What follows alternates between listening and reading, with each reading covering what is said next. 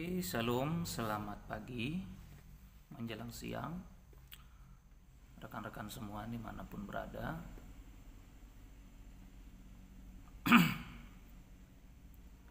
Pagi ini seperti biasa di rumah saja ya, daripada tidak ada kegiatan, ada baiknya kita berbagi sedikit tentang apa yang kita pahami ya.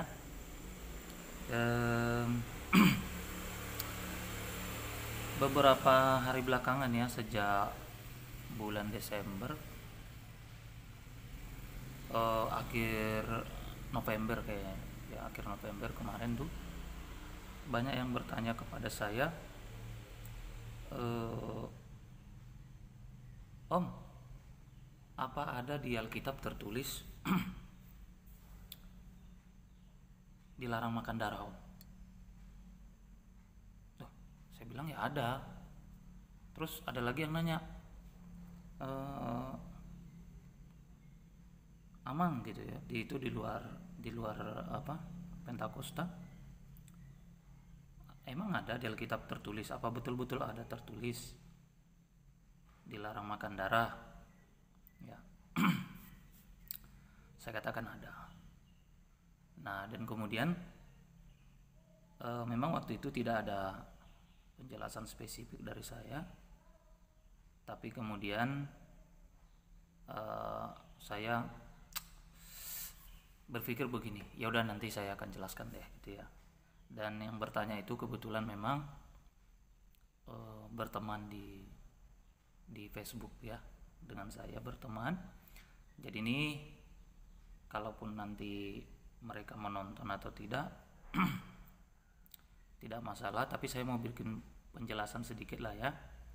Nanti bagi teman-teman yang mau komen atau mau kasih pertanyaan boleh, kami nanti akan jawab, tapi saya sampaikan dulu materinya ya. Materi sebentar.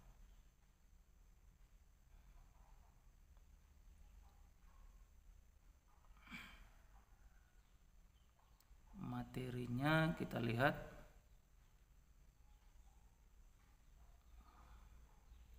dari, supaya kita paham ya, kita baca dari awal ya, dari kejadian 1 ayat 29.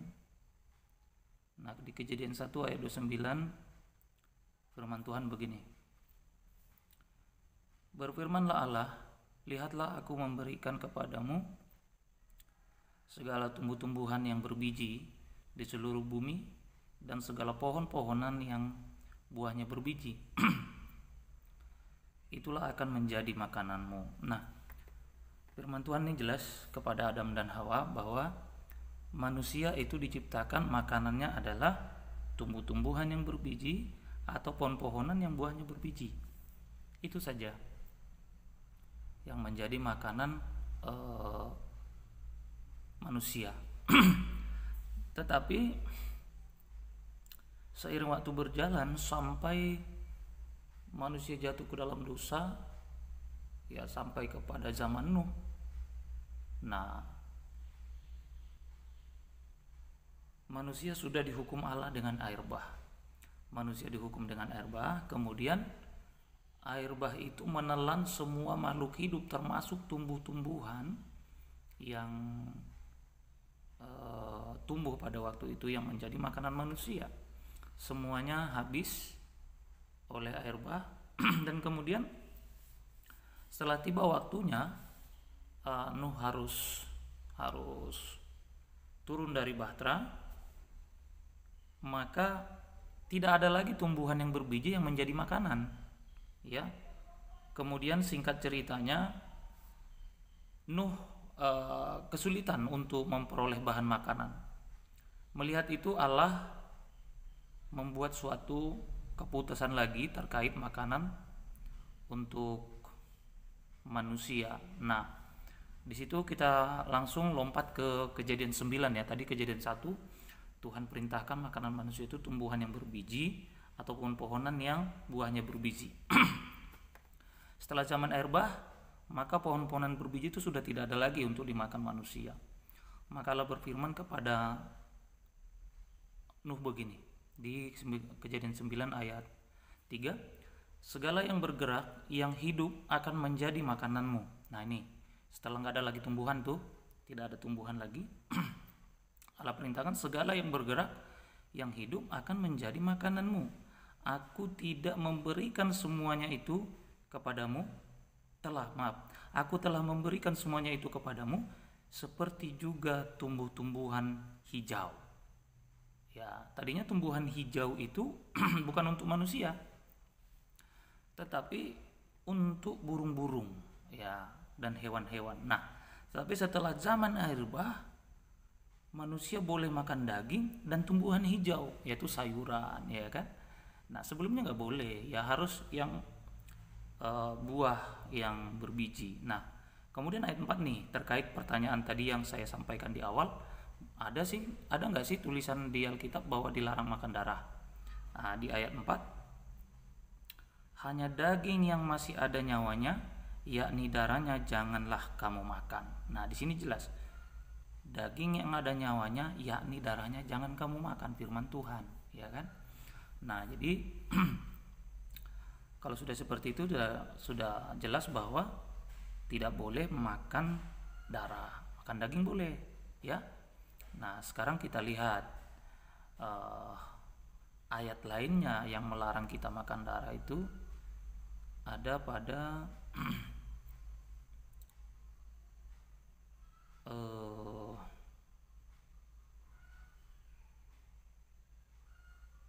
Imamat, ya.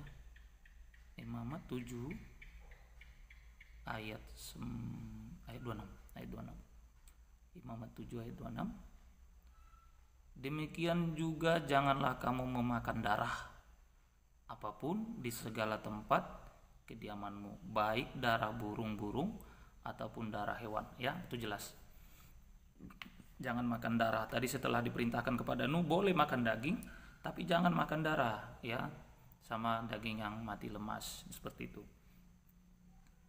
Tapi seiring waktu berjalan sampai kepada zaman Yesus, ya, ini semuanya dinyatakan batal, ya. Dilarang makan darah, dilarang, termasuk itu Imamat 11 ya ayat 7, itu tentang babi, ya. Di Imamat 11 ayat 7 pun ya itu jelas, tapi kita sekarang nggak bahas babi, ya, atau nggak bahas tentang babi hutan. Kita bahas tentang darah dulu deh.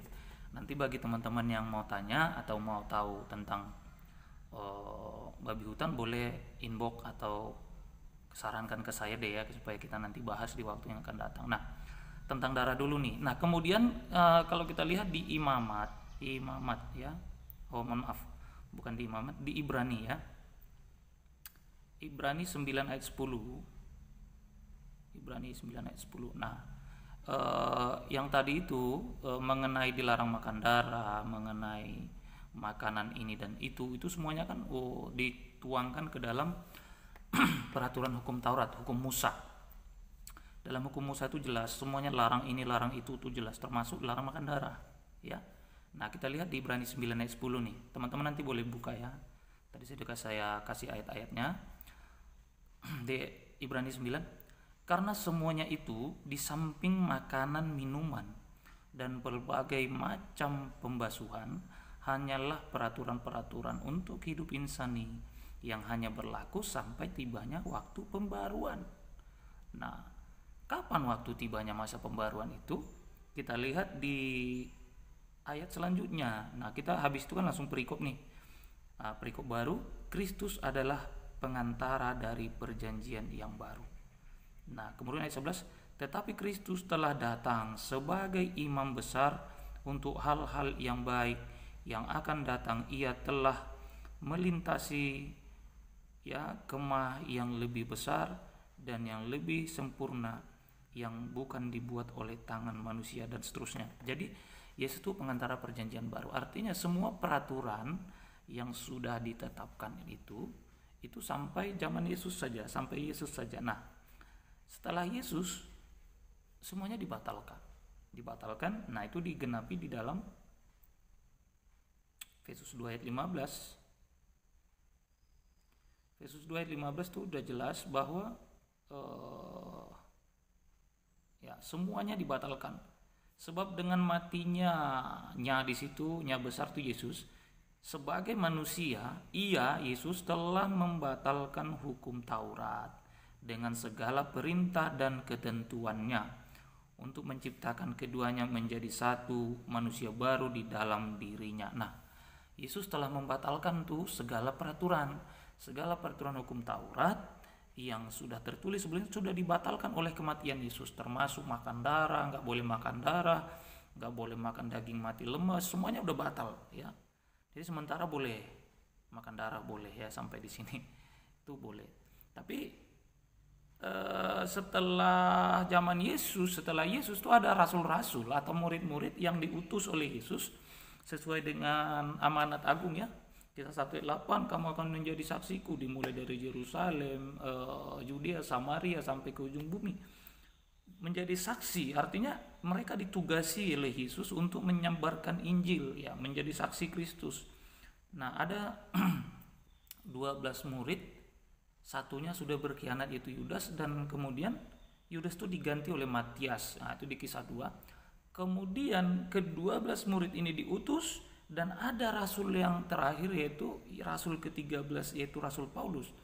Nah, yang langsung Tuhan Yesus juga sendiri memilihnya, tetapi bukan dalam kondisi Yesus sebagai daging, tetapi dalam alam roh ya. Waktu Paulus dipukul ya sampai dia buta, itu Yesus dalam bentuk cahaya menghampiri Paulus. Nah, kepada semua rasul ini disampaikan supaya memberitakan Injil.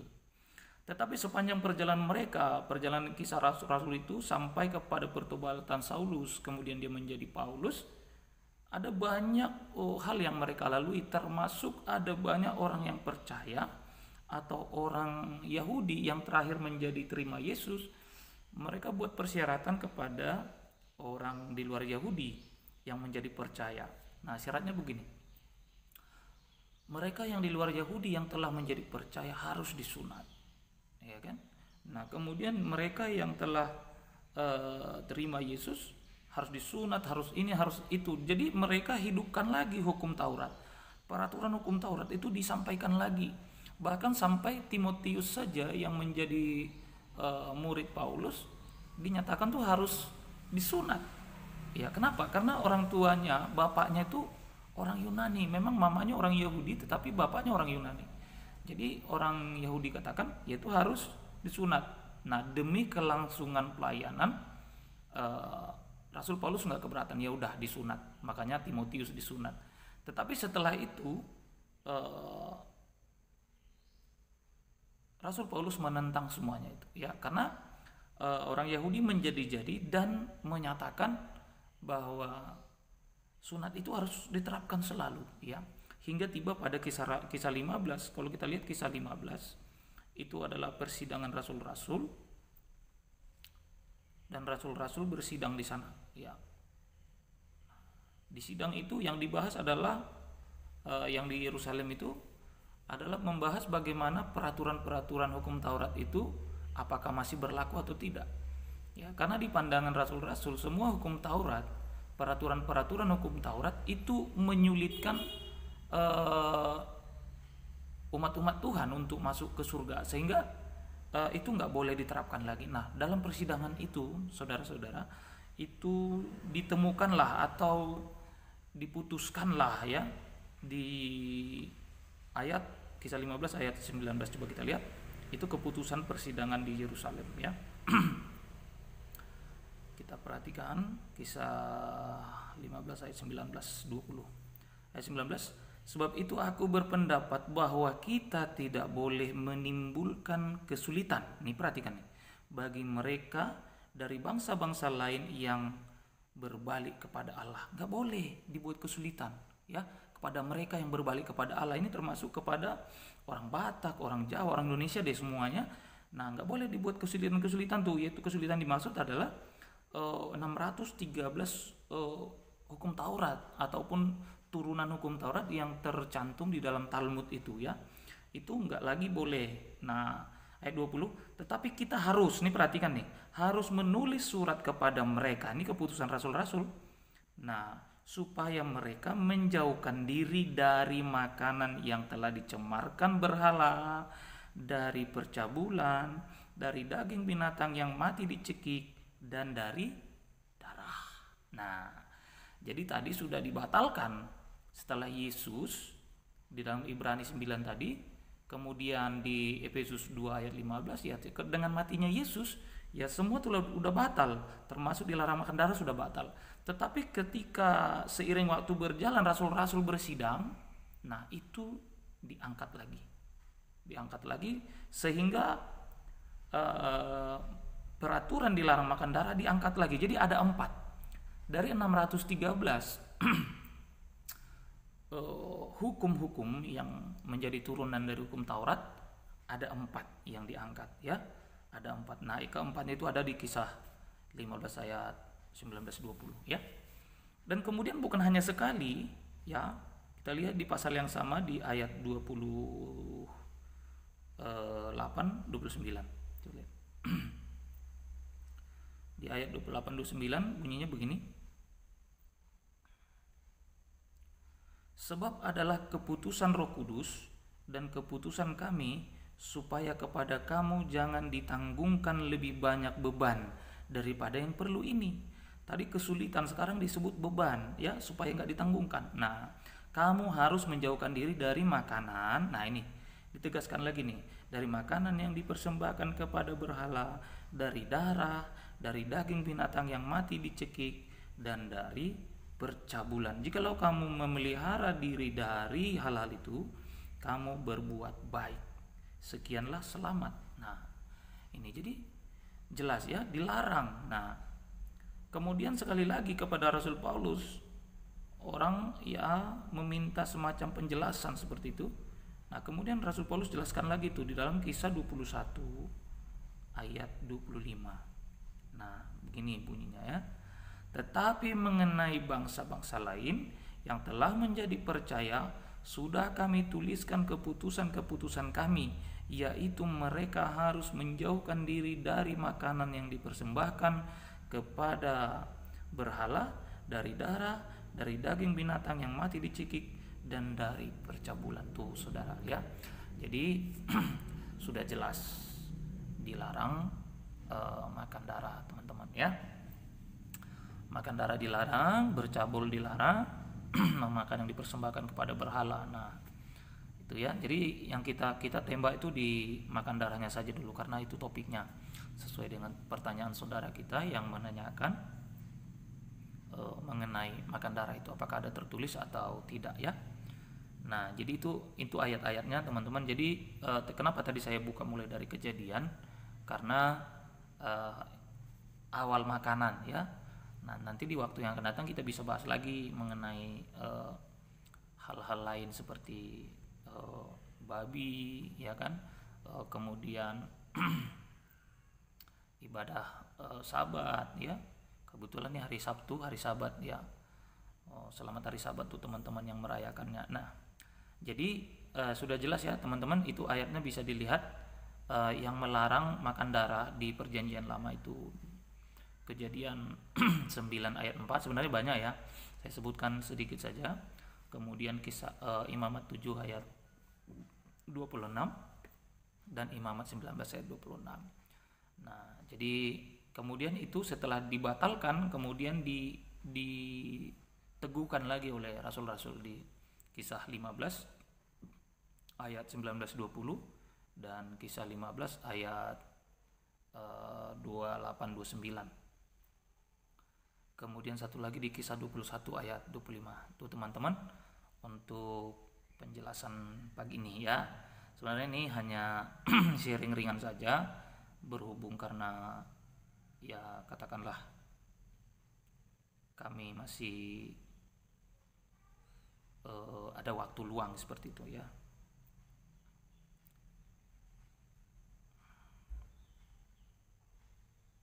Jadi teman-teman di sini mati lampu ya, jadi cukup gelap dan sulit. Oke, begitu ya teman-teman. Nanti kalau ada yang mau komentar atau yang mau tanya silakan ditanyakan.